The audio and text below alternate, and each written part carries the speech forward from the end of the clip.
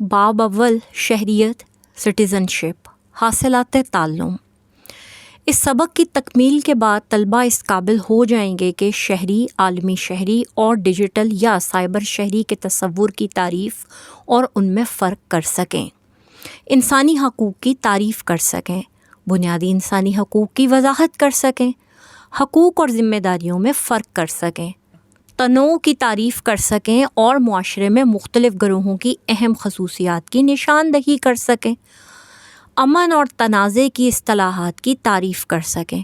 رویوں کے فرق سے تنازع پیدا ہوتا ہے اور امن متاثر ہوتا ہے کی وضاحت کر سکیں، بات چیت کے ذریعے سے تنازعات کو حل کر سکیں، تمدنی شعور کو مثالوں کے ذریعے سے واضح کر سکیں، مثلا ٹریفک کے قوانین، ماحول کی صفائی، واش، عمومی آداب، مثلا اچھے اخلاق، شائستگی، بڑوں کا احترام، دوسروں کی مدد کرنا، محنت کی عظمت اور نظم و ضبط وغیرہ کی شناخت کر سکیں۔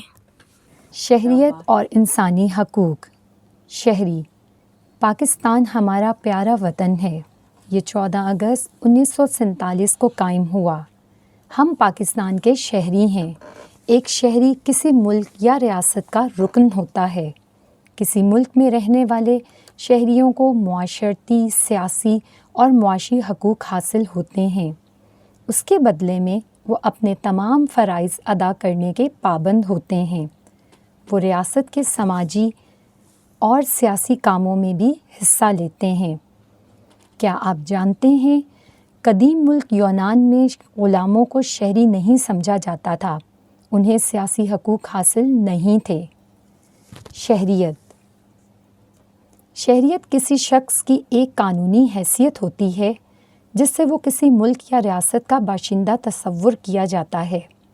وہ تمام معاشرتی، سیاسی اور معاشی حقوق سے لطف اندوز ہوتا ہے۔ وہ ریاست کی طرف سے عائد کچھ ذمہ داریوں کو ادا کرنے کا بھی پابند ہوتا ہے۔ مثال کے طور پر، جب ہم کہتے ہیں کہ اسلم کو پاکستانی شہریت دی گئی ہے، اس کا مطلب ہے کہ اسے تمام معاشرتی، سیاسی اور معاشی حقوق دیے گئے ہیں۔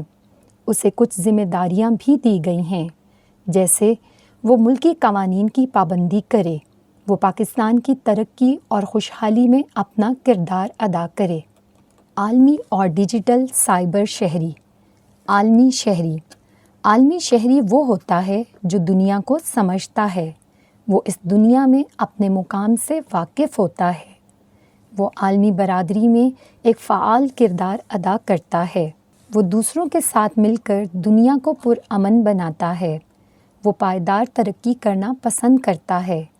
عالمی شہری دنیا میں اپنی پہچان بناتا ہے، وہ لوگوں کے حقوق کی بات کرتا ہے، وہ رنگ، نسل، زبان اور ثقافت سے بالاتر ہو کر سوچتا ہے، وہ دنیا میں رہنے والے تمام افراد کی بھلائی کے لیے کام کرتا ہے۔ عالمی شہری کی ذمہ داریاں۔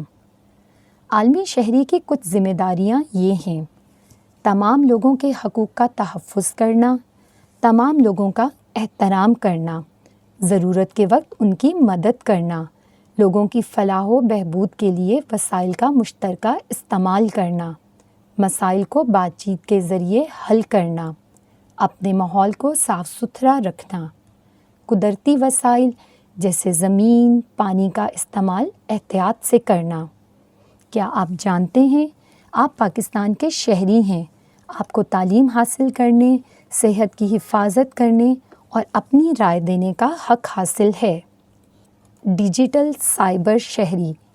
ڈیجیٹل یا سائبر شہری وہ شخص ہوتا ہے جو انفارمیشن ٹیکنالوجی کا استعمال کرتا ہے، جیسے فیس بک، واٹس ایپ اور ٹویٹر وغیرہ۔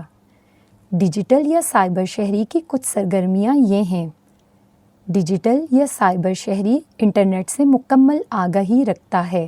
وہ انٹرنیٹ کا استعمال کرتے وقت ذمہ داری کا مظاہرہ کرتا ہے۔ وہ دنیا میں ہونے والی سرگرمیوں کا جائزہ لیتا رہتا ہے۔ اس کے پاس ڈیجیٹل یا سائبر شہریت کے بارے میں بھی معلومات ہوتی ہیں۔ شہریت۔ وہ اپنی ڈیجیٹل فائلوں کا بیک اپ بناتا ہے۔ وہ اپنی معلومات کو رازداری میں رکھنے کے لیے پاس ورڈ کا استعمال کرتا ہے۔ وہ بات چیت کے آداب اور دوسروں کے حقوق کا خیال رکھتا ہے۔ وہ انسانوں کا احترام کرتا ہے، وہ ہر قسم کے تعصب سے گریز کرتا ہے، وہ صرف مناسب چیزوں کا دوسروں کے ساتھ اشتراک کرتا ہے۔ ڈیجیٹل یا سائبر شہری غلط معلومات، غیر اخلاقی تصاویر اور ویڈیوز وغیرہ کا دوسروں سے اشتراک نہیں کرتا۔ لوگوں کی ذاتی معلومات کو دوسروں سے اشتراک کرنے سے پہلے ان کی اجازت حاصل کرتا ہے۔ کیا آپ جانتے ہیں کہ بل گیٹس امریکی مائیکروسافٹ کمپنی کا چیئرمین ہے؟ وہ دنیا کا ایک امیر ترین شخص ہے۔ وہ دنیا کے بہت سارے غریب ممالک میں لوگوں کی فلاح کے لیے کام کر رہا ہے۔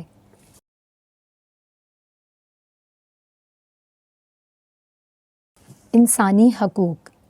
ریاست اپنے شہریوں کو زندگی گزارنے کے لیے جو سہولتیں دیتی ہے وہ شہریوں کے حقوق کہلاتے ہیں۔ اللہ تعالیٰ نے تمام انسانوں کو پیدا کیا ہے۔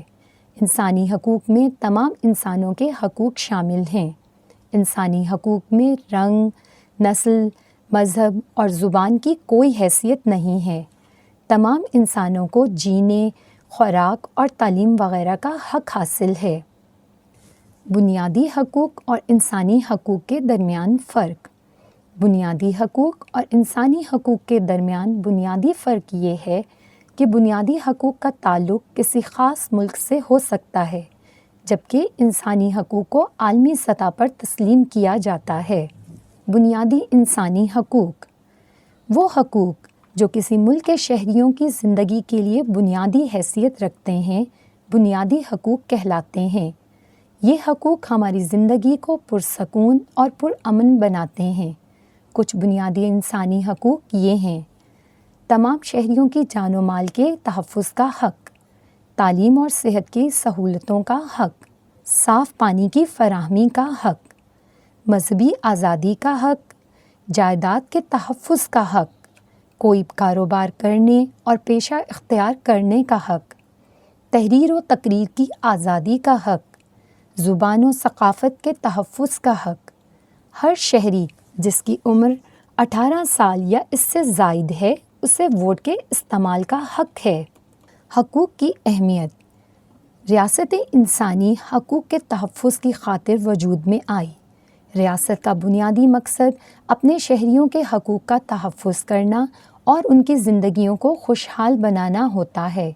اگر شہریوں کو ان کے حقوق دیے جائیں تو ملک میں انصاف ہوگا، ملک میں نظم و ضبط قائم ہوگا، ملک ترقی کرے گا، شہری اپنی ذمہ داریاں ایمانداری سے ادا کریں گے، لوگ ایک دوسرے کے حقوق کا خیال رکھیں گے۔ کیا آپ جانتے ہیں اقوام متحدہ کے انسانی حقوق کے عالمی منشور 1948 میں مردوں اور عورتوں کے مساوی حقوق کی بات کی گئی ہے۔ شہریوں کی ذمہ داریاں۔ حقوق کے بدلے شہریوں کو کچھ ذمہ داریاں بھی ادا کرنی پڑتی ہیں۔ ان میں سے چند یہ ہیں: اپنے ملک کے وفادار رہیں، ریاست کے قوانین کی پابندی کریں، تعلیم حاصل کریں، اپنے ملک کو صاف ستھرا رکھیں، دوسرے شہریوں کی مدد کریں، تمام ٹیکسوں کو بروقت ادا کریں، ملکی املاک کی حفاظت کریں، اپنے ووٹ کا صحیح استعمال کریں۔ ذمہ دار شہری بنانے کے طریقے۔ یہ طریقے شہری کو ذمہ دار شہری بنانے میں مددگار ثابت ہوتے ہیں۔ تعلیم حاصل کر کے، ملکی قوانین پر عمل کر کے، بزرگوں، اساتذہ اور خواتین کا احترام کر کے، اپنی صحت کا پورا خیال رکھ کر، بیماروں کی تیمارداری کر کر، مریض کو ہسپتال پہنچا کر، اپنے حقوق کے بارے میں مکمل آگہی حاصل کر کے، اپنے کام ایمانداری سے کر کے، سچ بول کر، دوسرے مذاہب کا احترام کر کے، اپنے علاقے کو صاف ستھرا رکھ کر، نشے والی چیزوں سے دور رہ کر، چھوٹوں کے ساتھ شفقت سے پیش آ کر، ضرورت کے وقت ہمسایوں کی مدد کر کر۔ حقوق اور ذمہ داریوں میں فرق۔ شہریوں کے حقوق اور ذمہ داریوں میں فرق کو ذیل میں بیان کیا گیا ہے۔ حقوق وہ سہولتیں ہیں جو ہمیں آئین دیتا ہے۔ ان حقوق سے لطف اندوز ہونے کے لیے ہم ذمہ داریاں ادا کرتے ہیں۔ ہر حق کے ساتھ ایک ذمہ داری وابستہ ہے۔ ہمارے حقوق کا تحفظ تب ہوگا جب ہم دوسروں کے حقوق کا احترام کریں گے۔ صاف پانی، سڑکیں، بجلی وغیرہ کی فراہمی ہمارا حق ہے۔ ملکی قوانین کی پابندی کرنا ہمارا فرض ہے۔ ہمیں مذہبی آزادی کا حق حاصل ہے۔ ہماری ذمہ داری ہے کہ ہم دوسروں کے مذہبی معاملات میں مداخلت نہ کریں۔ ہمارے پاس بہت سے وسائل ہیں۔ ہماری ذمہ داری ہے کہ ہم اپنے وسائل کو احتیاط سے استعمال کریں۔